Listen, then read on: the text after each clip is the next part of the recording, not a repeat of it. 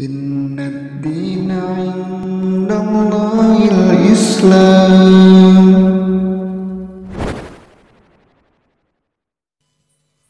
Assalamualaikum warahmatullahi wabarakatuh.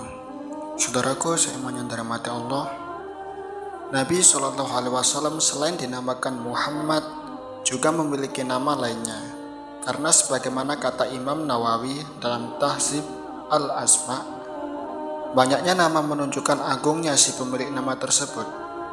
Jadi mulianya Nabi kita Muhammad SAW bisa dilihat dari banyak nama yang disematkan pada beliau. Bahkan nama-nama ini disebutkan dalam kitab suci kita, hingga kitab-kitab sebelumnya pernah menyebutkan seperti itu pula. Penyebutan nama Muhammad disebutkan dalam ayat A'udzubillahi minasyaitonirrajim. Muhammadur Rasulullah wallazina ma'ahu asyidda'u 'alal kuffari ruhama'u bainahum.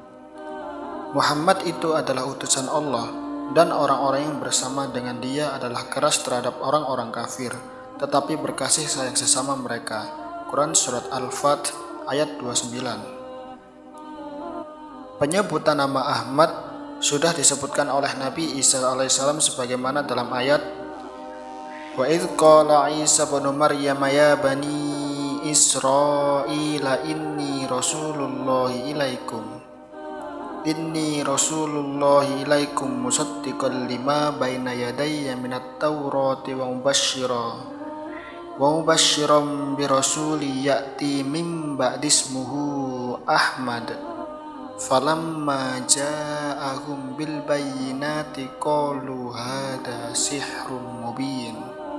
Dan ingatlah ketika Isa ibnu Maryam berkata, "Wahai Bani Israel, sesungguhnya aku adalah utusan Allah kepadamu, membenarkan kitab sebelumku, yaitu Taurat, dan memberi kabar gembira dengan datangnya seorang Rasul yang akan datang sesudahku, yang namanya Ahmad."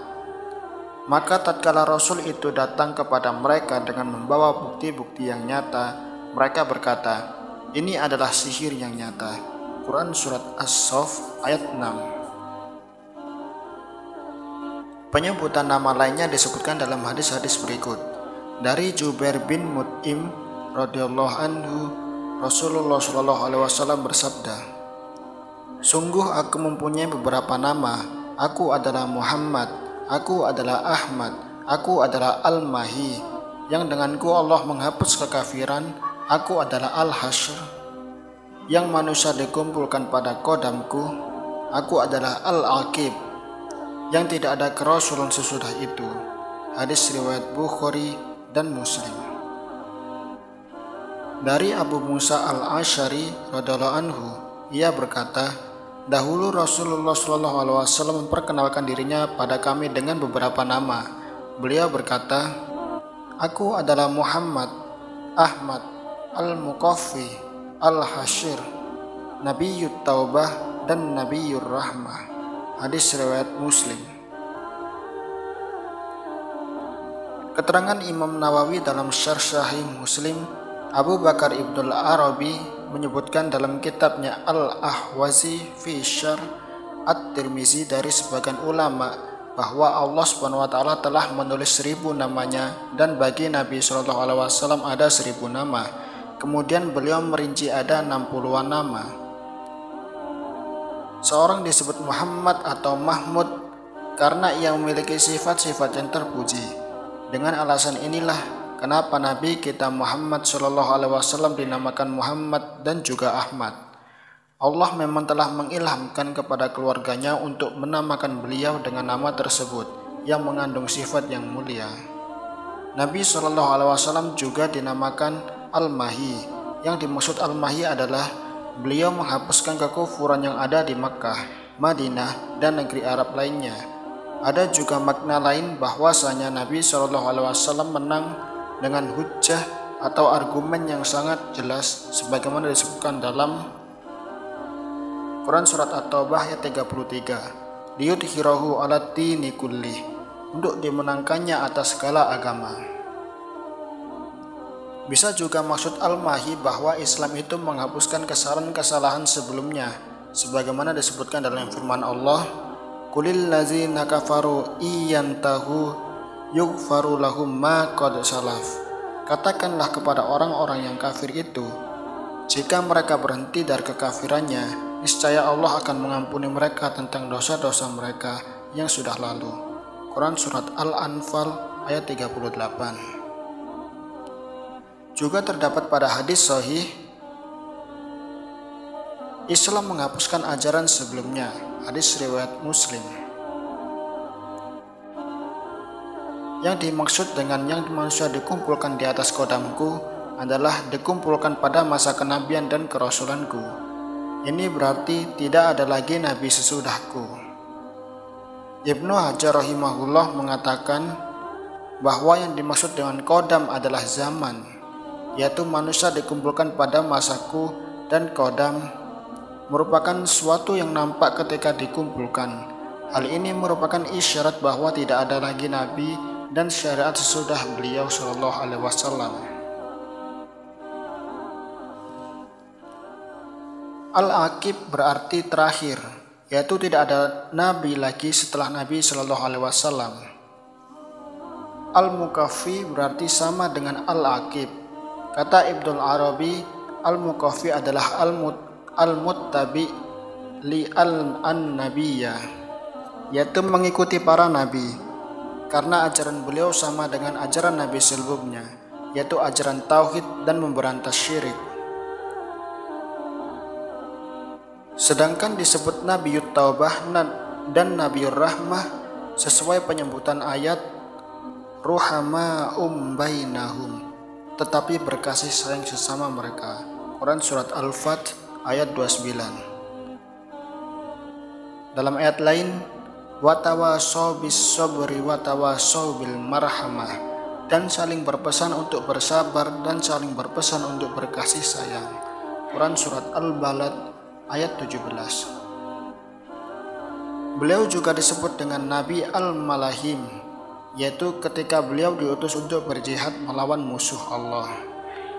Para ulama mengatakan ada juga nama-nama lainnya untuk Nabi Shallallahu Alaihi Wasallam yang terdapat dalam kitab-kitab dan umat-umat terdahulu.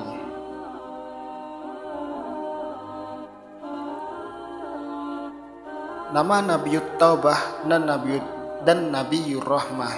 Kenapa Nabi Muhammad SAW disebut Nabiyut Taubah?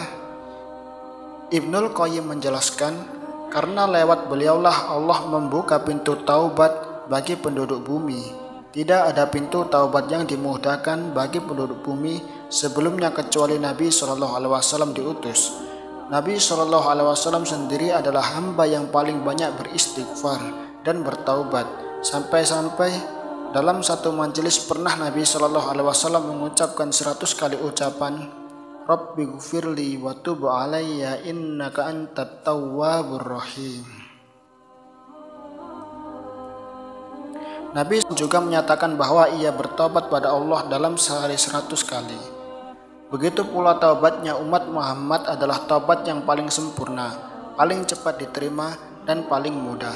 Sedangkan taubatnya umat sebelum Islam sangat berat, sampai-sampai taubatnya Bani Israel yang menyembah anak sapi dulunya diperintahkan dengan membunuh diri mereka sendiri.